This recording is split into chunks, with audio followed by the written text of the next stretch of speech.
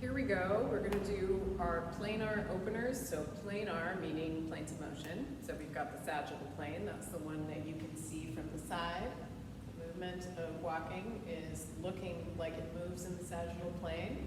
And then we have the frontal plane. The frontal plane is anything that you can see from the front of the body. So that would be like a jumping jack, leg lift out to the side, shearing of the rib cage, moving of the head, etc., things like that. And then we have the rotational plane, which is axial, meaning it is on an axis.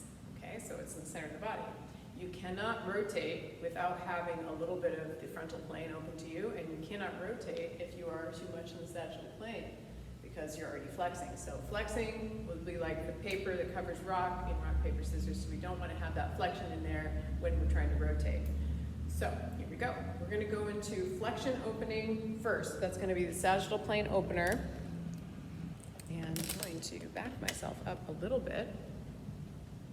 And I think I'll show you from an oblique angle so you can see a little bit more of me.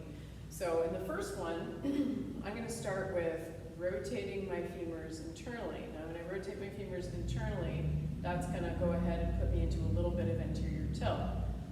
My arches will naturally fall. And I'm going to notice that I can keep my fifth metatarsal and my first down at the same time. Okay, so there we go. Got that. Then I'm going to flex, and then I'm going to lift my head. So I have this hunchback position here, but I have an extended cervical. And I'm doing my best to not throw my head forward when I flex my thoracic spine. Then I'm going to release that, and some of my body will just naturally come out. So this is how we play with tendon organs, how they work. We're going to load tissue with stretch, eccentric stretch, and then we're going to relax it. Some of that motion we just get for free. Now we're going to go the other direction. So I'm going to rotate my femurs externally. The big toe joint stays down. I do not lift it when I do this, so that's my anchor for that. My pelvis tucks under a little bit. I'm going to open up my chest, and then I'm going to drop my chin. And so I'm doing alternated extensions and flexions up the chain. So this is sort of like cat and cow, but not quite. Now don't tension anything, just let. So we're naturally building a reservoir of a little bit of potential in the muscles, but I can breathe well if I'm doing this accurately. And then I'm just going to relax my intention, and some of that comes out. Okay, so there's that. Do that a few times. It's always a good idea to repeat a few times, especially if you're new to this, just because these joint movements are not obvious at first. Next, we're going to go into what does it feel like to use the frontal plane in the foot. So first we're going to use Goldilocks width, so that's about armpit width for you. Make sure that we've got all of our toes open. We need to feel both the fifth and the first metatarsal on both feet. So that's the thing that stays put. I'm going to rock into the outside of my heel on my left and the inside of my heel on my right. I'm going to rock to the outside of my heel on my right and the inside of my heel on my left. And what I want to notice is to what degree I can do that without a loss of my first and fifth met. So just feeling what that is. Now when I drop my arch, my knee should soften up a little bit, and when I lift my arch, my knee should straighten a little bit, so there's also that. And some of us want to do it opposite. Our body kind of wants to. So I have to be aware of what I'm doing. There we go, that's better. So I'm just noticing I can do that. Okay, so there we go. So now we're going to move into the upper body in this. I'm going to shear my rib cage. Okay, what I want you to notice is when you shear your rib cage, I'm shearing right, my weight wants to go to the outside of my foot, but since we need alternated behavior in the body to be vertical, I need to allow that arch to actually drop. And you'll notice a difference. If your body wants to go to the outside of your foot, the ankle will be tight. So you actually won't be loading your center of mass at all when you get weight on top of it, and that's not good. We want to allow that arch to fall, let that ankle be really soft, because that's going to let you load that whole axis all the way up to your center of mass so you can do something really safe over here. And I'm going to reach with that.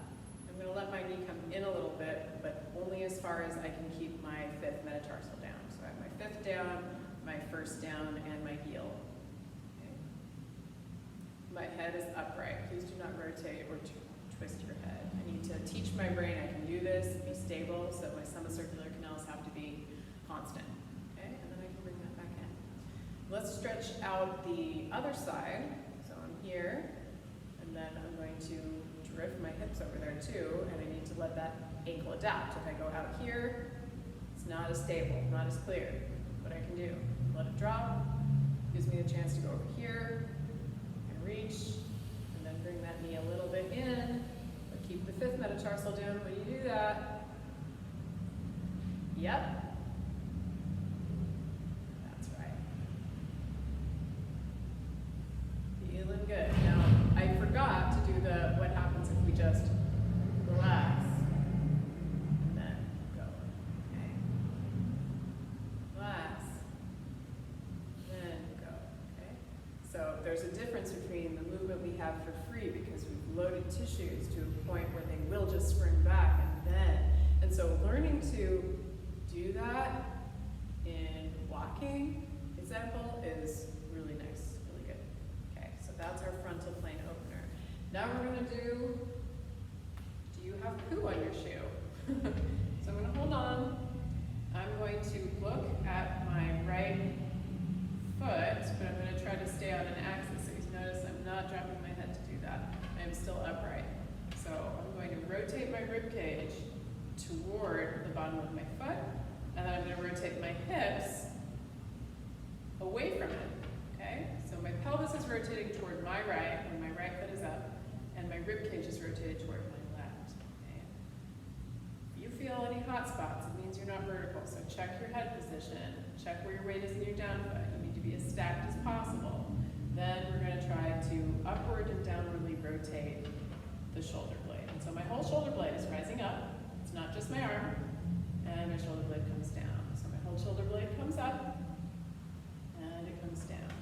Okay, so I'm rotating, I'm counter-rotating in my pelvis and my armpits, and voila, nice opening there. Okay, let's do the other side.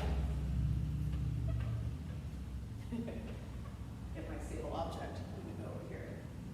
Okay, so now I'm going to look at my right foot. No, my left. Haha. I'm going to rotate my sternum toward it. I'm going to rotate my pelvis away from it. Okay, so I have this nice counter rotation. Feeling that feels really good. Remember, your ankle cannot help you here. If you twist your ankle, you're tightening it up. So please relax and don't let it do anything. It's meant to be neutral here. Rotate the pelvis, rotate the femur, don't rotate your ankle. Okay? And then I'm going to let my shoulder blade lift all the way up in the rib cage, which means my opposite one might come down a little bit, because remember we're reciprocal animals, and come down. So a little up. Remember, it's not a side bend of my whole rib cage. I'm rotating my rib cage, but my shoulder blade floats on top of that rib cage. Okay, so I have a upright yet rotated rib cage. Side bending and rotation are not the same. Please be nice to your body. It's normal for people to side bend instead of rotate. That's one of their favorite things to do instead. And then I'm going to pull my head back a little bit, almost like I'm pulling a car to a parking spot while I tip my head down. Yeah. Hey, that's part one. Part two is to see, can we look for poo on our shoe behind us? So I'm going to be parallel in my hips. Okay? Remember not to do this. That's not rotation. Remember, that's the sagittal plane. Okay, so I'm pulling up, rotating. Rotating my hips away, rotating my ribs toward, trying to learn where vertical is, and then I'm going to move my arm. Let my shoulder blade move on that rotated rib cage. It's not a side bend. Okay, good. And then I'm going to look at the poo on my shoe over here. Look at it. Huh. No poo. That's great. I'm going to rotate my ribs toward it, my hips away from it. I'm not going to throw my head. Feel for where you are in space. Good. Yeah. So I'm loading all of this potential by holding this twisted position. And so this is one of the things that